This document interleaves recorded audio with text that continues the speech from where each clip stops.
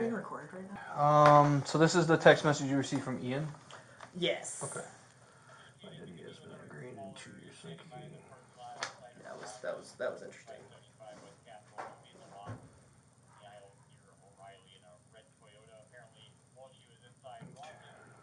Alright, yeah, so I have all these already. Okay, cool. Alright, so we'll start here. You obviously have a long history with him. You first knew of him because he came in to, I guess, join the Army, right? Mhm. That was in 2021, it looks like? Yeah.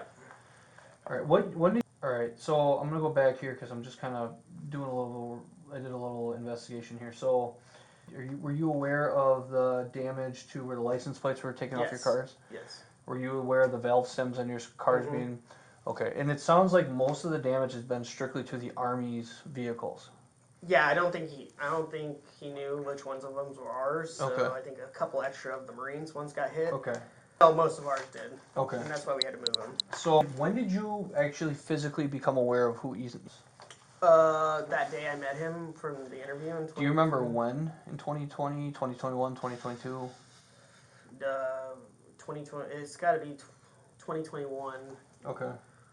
It was just shortly. I was a new recruiter then too, so I was just interviewing everybody. Okay. So it was like maybe January of 21.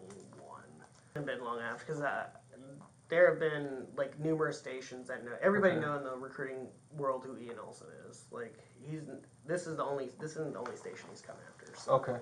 So maybe January of 2021. Yeah. All right. He came in. You interviewed him. Did you interview him like here or just in there? Well, I was sitting where what's his name was sitting right now. Jones. Sergeant Jones. Yeah, okay. I was my desk then. Okay. And it was just nobody knew about him. I think the reserve incident happened like 3 days before he came in. You guys started interviewing him because he shows interest. Yeah. To join. Yeah. Okay. All right. So while you're interviewing, what all unfolded in this? So I was basically giving him like the typical interview, but like, hey, we have so many opportunities to give you and all this stuff. And, okay. It's great to serve your country, and then blah blah blah, and then he comes out with like, yeah, I get that, I really want to serve, and I want to be honest, an incident happened, I'm trying to, reconcile for what I did, but I really want to join, and then I asked him what happened, and then he whips out this whatever letter, for us to kind of like recommend him to join the Army or write as congressman, to say that he's in the process of joining the Army, so I guess take some leniency on him or something like that. Okay. And like I said, I'm a new recruiter, so I have no idea what's going on here. So he came in pretty much trying to get you guys to sign something that would look good for him for his previous case. Yeah, okay. Yeah, definitely. And then that's kind of the point of the interview where I was like, okay, I know that he's probably not going to be qualified right now, but like I said, I don't know what he's been charged with. Okay. I don't know what's been dismissed. It started to get weird after that. Like, he was like, I have a higher calling, and, I'm just, feel a lot of, pride and patriotism doing this, and I just want to make everything right. And I think this is the point where he wasn't super, like, QAnon controlled. Okay. Because he seemed like he was in his right head. He seemed like he just made a mistake or whatever, so... started talking to him a little bit more. I was like, hey, this is what needs to happen, you do your fingerprints and all that stuff. And then he started talking about, all I need you to do is sign this, so I can, get this taken care of. And that's when my boss came out and was like, you're done. Okay. Did he say anything else that was concerning during that interview? Just not concerning, but he was really fidgety, and he was really like, seems like he was preoccupied with something else, not like... Okay. Because I feel like he's heard the Army spiel before, so he was a little disattached to the information I was giving him. But, I didn't know if he was looking for a hope of it getting signed. What, so when I talked to Sergeant, he mentioned during that interview, he talked about, you guys asked him if he was really interested in signing, and then he said, no, I actually just want to take this, I just really want to throw a paintball grenade in here. Did he say that during this interview? He was saying it, like, when my boss kicked him out. Like, as soon as we kind of realized that it was kind of escalating into something that, Okay. Did he start talking anti-government at all during that? Like right at the end, he wasn't exactly talking about it, but Okay. he was more hinting at like we were trying to like hold him back, Okay. or we were trying to like infringe on his right to serve, Okay. uh, based on his prior, you know, Okay. his one mistake he did. We're trying to hold him accountable for that, and we are trying to take away his rights not Okay. to serve. When he said he was gonna take a paintball or he wanted to throw a paintball grenade in here, what were your thoughts? I mean, my thoughts at the time was kind of like, wow, I can't believe he said that, Okay. And then, um, my boss said he got a lot of crazies all the time, like coming into Okay. Houston, and kind of de-escalated the situation. Okay. And if it was like more of a serious threat, he would have been like, man, I want to blow this place up or something. Okay. Like that. All right. So, I guess I apologize. I'm just gonna make sure that I It's have all really the information. confusing, so, You're yeah. fine. Mentioned during this interview too about him wanting to go, or he was going to Washington. Yes. And was that the state or DC? DC. Okay. And what was his thing with that? He was going. I don't know. I'm not a big politic Okay. person, but I don't know what this big or Trump rally or something Okay. that happened. You remember when they stormed the White Yeah. House? That's the day that he apparently went. And he was trying to make his, voice heard, I guess. And, Okay. a bunch of his other whatever followers or Okay. whatever were going there. Did he say anything else specific about that going to And he DC? was very vague about it. Okay. Did he mention at all about like the FBI taking anything of his? He did say something about the FBI. Something with his parole officer and the FBI. I can't remember exactly what he said about it. Because I just feel like he was like attention seeking at that point. Okay. But if the FBI was involved, like nobody's hit me up about. Okay. I don't even know if he's on their watch list right now. Okay. So then that's 2021. Uh, You interview him. He leaves. Any other contact after that with him? it was that when he came in, that time I took him outside. Okay. So he came. I didn't even recognize him at this point. Like I opened the door, Mm-hmm. and I was like, "Hey, bro, like, what can I do for you?" Yep. And then I think one of my other colleagues, Ryan Wald, started talking to him, and that's the clip that Sergeant Edwards has, of us talking. And do you remember what he said in that conversation? Like, it started off, like, it was like a 2-minute, like, exchange of formalities, and then he said something, like, he was sitting down with Ryan Wald, and he said something about being able to, like, control our actions using his mind or something like that. Okay. And he said something higher, and then it clicked who he was, and then me and Ryan Wald looked at each other, and I was like, oh! Did he say controlling mind in the first interview too? No, he said, so it was a big switch between that first time I met him to the second time I met him, because I didn't even recognize him the second time, because he had like long hair or whatever, and facial hair. And I go through a lot of people a week, so it's just like, you have to really stand out. Okay. So he said come back, he was able to control people with his mind. Yeah. What happened during that interview? As soon as me and Ryan Wald kind of realized who it was, we kind of were trying to like de-escalate. Like we didn't want to say anything to like trigger him or stuff like that.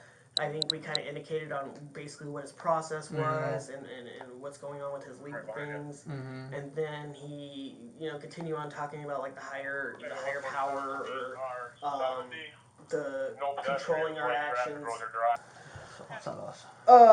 So you can just imagine, like, it wasn't a very long conversation at all, and then it was kind of making everybody uncomfortable, like, because we had another, applicant in here trying to talk, and I didn't want any, like, anti-government stuff coming out. Okay. So I was like, I kind of play, like, I try to use, acclimate myself to the situation and try to, like, hey, how can I get this guy out of the office? So I was like, hey, man, there might be a way I can help you out. But you have to come outside for me to talk. And that's just me de-escalating the situation. Okay, so that was just to get him out of the office. Yeah. Because I've dealt with a lot of crazy, like being in the Army, you deal with a lot of politic people, and it's just like, there's no way of getting towards them. Like, if they have their mindset on something, they're going to pretty much do it. Okay, so when you guys come outside, you, what do you tell them outside? Basically, I address the situation, like, hey man, are you serious about joining the Army? He's like, I really want to do something for my country. And I was like, great. Are you still, anti-government? Are you still, against our current political situation? He's like, absolutely. And I was like, well, you can't serve in the military, or you can't serve in the army or any other branch of the military if Okay. you're against the government openly and vocally. And he's like, well, I have my right to protest, I have my right to free speech. And I was like, man, you just can't do that in the army. Okay. And then um, he was like, what about my current, legal situation? I'm like, dude, I have no idea about your current legal situation. Maybe if you write your congressman, maybe if you get a pardon, maybe if you, forgive your old ways or something like that, there could be a chance for you. But you have to like quit this, basically terrorist stuff. Like I said, write somebody that this is what you're trying to do, and you see the error of your ways. Then that's a different story. Okay. So then he leaves, right? Yeah, and then I don't know how long he stays there for. He didn't leave when I left. I just got up and left. Okay. What happens after that? I think, shoot, I don't know. Basically, that whole day, I left after that, so I don't know what happened during the day. So I'm saying, like, does he come back anymore after this? not.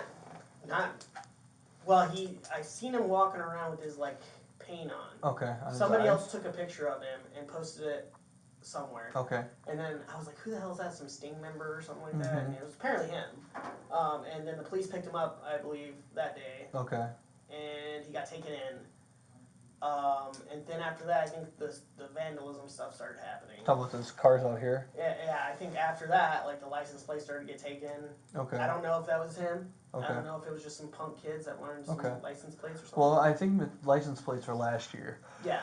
Okay. I'm sorry. And then you had the valve stems cut on the tires, Yeah, that was and then more you had, recently. and then you had this back here. Right. Did you? So obviously you're aware of like his mental instability, right? I was aware of the mental Yep. instability at And that then- second. And then we find him and arrest him for the damage to your guys' cars. Right. Okay, and then after he's arrested, you receive text to your personal phone. Correct. How did he get your personal number? Honestly, I have no clue. Like, I don't remember giving him my number. Like I said, that was, Okay. that was I don't know if he can search, my recruiting accounts or anything like that. Okay. Or maybe talk to my prior applicants to see if they have my number. Because this is your personal, right? Yeah, this is my personal number. Okay. Do you know? Okay, so then you get those text messages, and do you realize when you get the text message, you realize who it is at first? Yeah, oh yeah, definitely. Okay. When I first read the message, he mentioned his parole officer, and he mentioned me lying and stepping out of the office. So at that time, I knew who that was. Okay. So based on him, so the thing is he has a history with you. Right. Because he's come in for 2 interviews with you, right? Yeah. Well, one initially, and then one kind of with Reinhold and You. I. Yep. Stepped Do you in. feel like he's got like this vendetta against you, or what's his deal towards you? I just feel like he's using me as an outlet, like Okay. giving him false information. Okay. And I think he's using my words to like twist in front of his like, endeavors. Do you feel like, based on him having this connection to you, however diluted it is, do you think that based on this connection that he is capable of harming you or your family? Yeah. I mean, Okay. I feel like that if he goes, like, if he has enough time throughout the day to come to a recruiting station, spend all this time writing stuff on here and doing whatever anti-government stuff he's doing, then he'll have time to like either stalk me one day or I don't know if he's exactly the violent type, but I think that switch can easily be turned. Well, I mean, you saw what he did at the recruiting center, Right. so he's capable of it. Right, and then just The thing is how I'm looking at it is that he's clearly, how I'm looking at this, okay, is he's clearly stalking you for whatever reason when it comes to, he's come in twice and he's met with you personally. right. Okay, and now he's gone out his way to text you, and it's almost like he's trying to, I mean, would you feel like, in your opinion, again, this is your kind of mentality, okay, because I can't say things, I can't get in your head, this is your head, right? Do you think like he's trying to put this fear into your head about him? I think, yeah, I think he Okay. wants me to make him feel like he's a part of my life, or he thinks his influence can, either scare me or intimidate me at some point. Okay. Do you? I mean, when you leave work now, since with all the after this text message, is there a worry that you have that this dude might be waiting out there for you, or he might follow you home or something? I either think he's gonna follow me or he's going like whatever he like cut my brake lines or something like that, or because he doesn't seem like a direct violent person. He seems like more of a cowardly, like hide behind the corners and wait for something to happen. Okay. So I'm not scared of a direct conflict. Okay. I'm worried about an indirect conflict, or if he gets some of his like QAnon buddies together and decide to, who knows what he's capable of. Okay.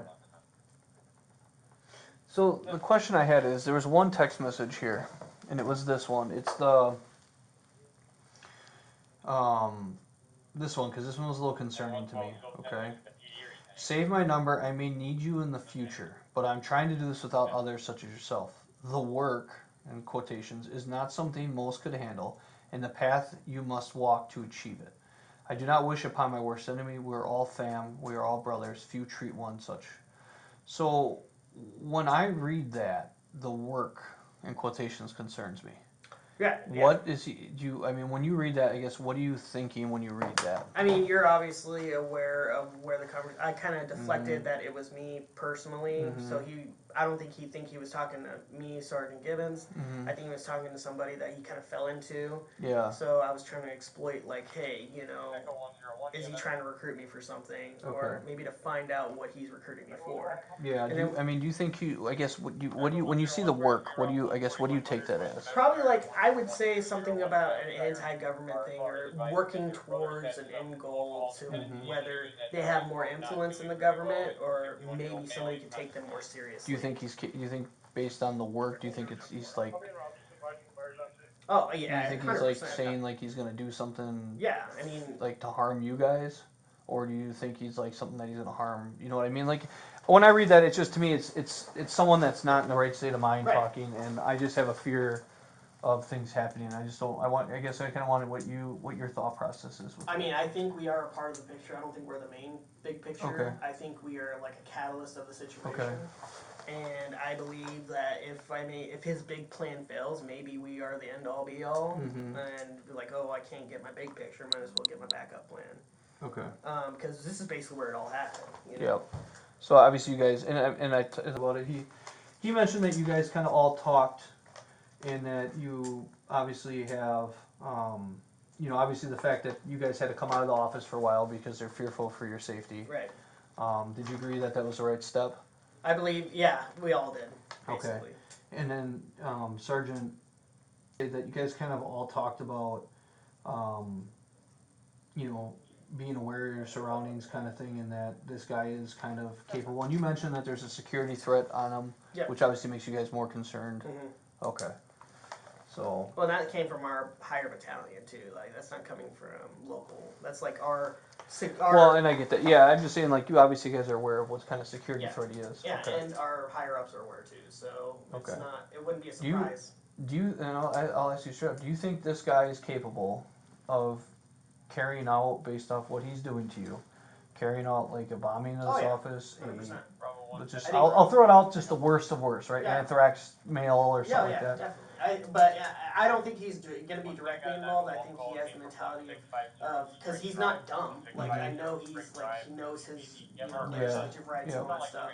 But he's more of an indirect counterpart. Is he going to be the one directly holding the gun? Is he going to be? No, but you think with the way he's acting towards you, it's possible that he's going to coordinate something 100%. against you. Yeah, if he could easily. I mean, he defaced our stuff. Okay, and you think he did that himself. Right. But I'm saying, like, so you think that you're kind of like the catalyst that he's using because you're the face that he put towards the enemy. I think we're the thing he uses to hype himself up. And you get himself angry. And you just happen to be the face of it because you've had contact with him. Right. Okay. I'm the one that kind of de-escalated. Okay. Are you married? Yes. Kids? Yep. Have you told your wife about this? Yes. Okay. Did you tell her kind of what his car looks like and stuff, and what he looks like? Well, now I didn't even know what his car looked like until now. Okay. So I thought he drove like a beat up Cadillac or something like that. No. So. Yeah, I mean, obviously, if you've told your wife about it, to make sure to keep an eye out for Yeah, this. yeah. Okay. All right. Yeah. So obviously, it's a concern enough for you that you guys are aware that it's a fear that you guys are having that this guy's actually going to do something. Yeah. And you obviously want your loved ones to be aware of it. Yeah. To look out for it. Yeah, and I want something to like make sure, because if he has these idolations, I know he has free speech and everything like that. But I was just aware of like anti-government semantics. I didn't know you were allowed to peddle that stuff these days. So, Okay.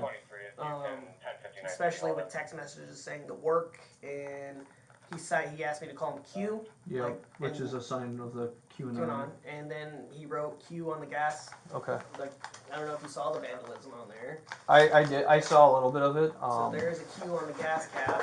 Oh, there is. Okay, I didn't see that. Yes. So Yeah, you look sorry. on the actual. You doing?